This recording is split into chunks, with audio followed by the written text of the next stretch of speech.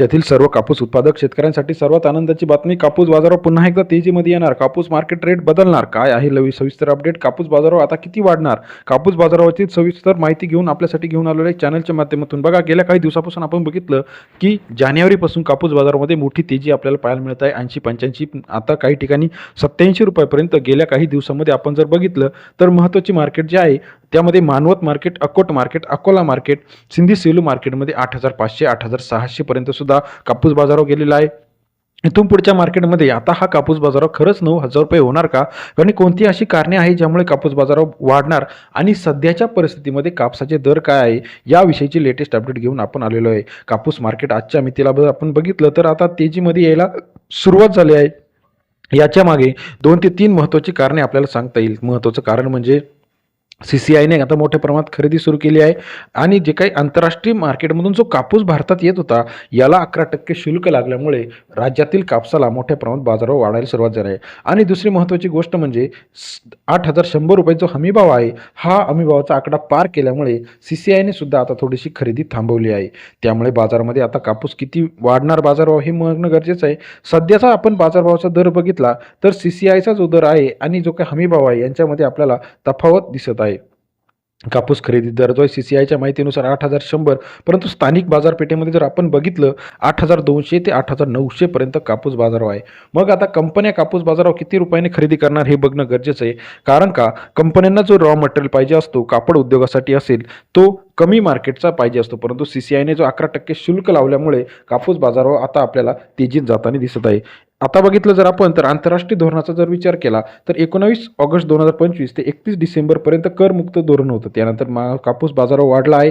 मागणी आणि पुरवठा बघता, 11% आयात शुल्क बघता, अतिवृष्टी बघता आणि व्यापारी खरेदी बघता हा कापूस बाजारावर आता आपल्याला वाढताना दिसत आहे. मागणी आणि पुरवठा म्हणजे काय? किती मागणी येते आणि पुरवठा किती आहे, यामुळे कापसाच्या याच्यामध्ये वाढ होताना आपल्याला दिसत आहे. जानेवारी कापूस बाजारावर किती दिवस टिकणार? जानेवारी-फेब्रुवारीपर्यंत अंदाजानुसार 80 ते 95 रुपयापर्यंत बाजारावर टिकणार आहे. केंद्राचं जे काही आयात निर्यात धोरण ते असंच राहिलं आणि व्यापाऱ्यांनी चांगली खरेदी केली, CCIने खरेदी केली तर बाजारभाव 100% वाढणार आहे. सध्याचा दराचा विचार जर केला तर मागच्या 3 आठवड्यांमध्ये 1,000 रुपयापर्यंत कापूस बाजारभाव आपल्याला वाढताना दिसत आहे. अजूनही तेजी आपल्याला बाजारामध्ये वाढताना दिसत आहे. येत्या काही दिवसामध्ये अजून कापूस बाजार वाढणार आहे. किती कापूस बाजार वाढणार हे आता बघण्याचं आहे. कापूस मार्केटचा लेटेस्ट अपडेटसाठी आपण चॅनलच्या माध्यमातून रोजच्या रोज अपडेट देत असतो. परंतु कापूस बाजारावर वाढण्याचं सगळ्यात महत्त्वाचं कारण म्हणजे 11% आयात शुल्क. जो काय बाहेरून जो कच्चा माल येत होता हा कंपन्या मोठ्या प्रमाणात खरेदी करत होत्या, परंतु राज्यातील कापसाला यामुळे चांगला बाजारभाव मिळत आहे. आयात कमी होत व्हायला लागली आहे आणि त्यामुळे राज्यातील कापूस हा मोठ्या प्रमाणात तेजीत आपल्याला बघताना मिळत आहे. आतापर्यंत आपण जर बघितली तर किती आयात झाली होती? साधारणतः 32 लाख गाठीची आयात ऑगस्ट ते जानेवारी 2026 पर्यंत झाली होती. यंदाच्या हंगामात एकूण आयात जवळजवळ 50 लाख गाठीची आयात आपल्याला पाहायला मिळणार आहे. मग आता इथून पुढे किती आयात होणार, किती कापूस खरेदी करणार? जे काही व्यापारी वर्ग आहे हा चढाओढीने कापूस खरेदी करत आहे, मग हे किती कापूस करणार हे सुद्धा बघणं गरजेचं आहे. कापूस मार्केटचा लेटेस्ट अपडेट आपण चॅनलच्या माध्यमातून घेऊन येत असतो. यामध्ये आपण बघितलं तर गेल्या काही दिवसापासून कापूस मार्केट जे थंडावलेलं होतं आयात शुल्कानंतर आणि CCIच्या हालचालीनंतर कापूस बाजारावर वाढला होता. मग शेतकऱ्यांपुढे आता मोठा प्रश्न आहे, CCIला कापूस विकायचा का खुल्या बाजारात कापूस विकायचा?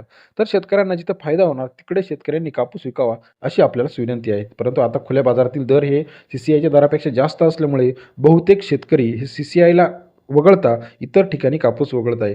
आता दुसरं म्हणजे आंतरराष्ट्रीय धोरण जे आहे याला हे कसं कापसाच्या बाजाराला निश्चित आहे. बघा, जर आपण बघितलं तर भारत बांगलादेश हा मोठ्या प्रमाणात कापसाचा करार होत असतो. जवळजवळ 50% कापूस हा बांगलादेशला जात असतो. परंतु आपण जर बघितलं जर संबंधांमध्ये काही तफावत झाली, भारत बांगलादेशचे संबंध सध्या बिस्कटलेला आहे, याचा परिणाम आपला कांदा असेल, सोयाबीन असेल, त्याचबरोबर कापसाला सुद्धा होऊ शकतं. कारण कापूस हा मोठ्या प्रमाणात बांगलादेशला पाठवला जातो.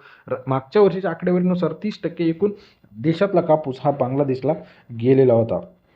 आता याचा परिणाम होऊ नये म्हणून भारत बांगलादेश संबंधांवरती आपली नजर असणार आहे. याचा मार्केटवरती परिणाम होऊ शकतो. आपल्याला या सर्व गोष्टींविषयी काय वाटतं कमेंट करून कळवा.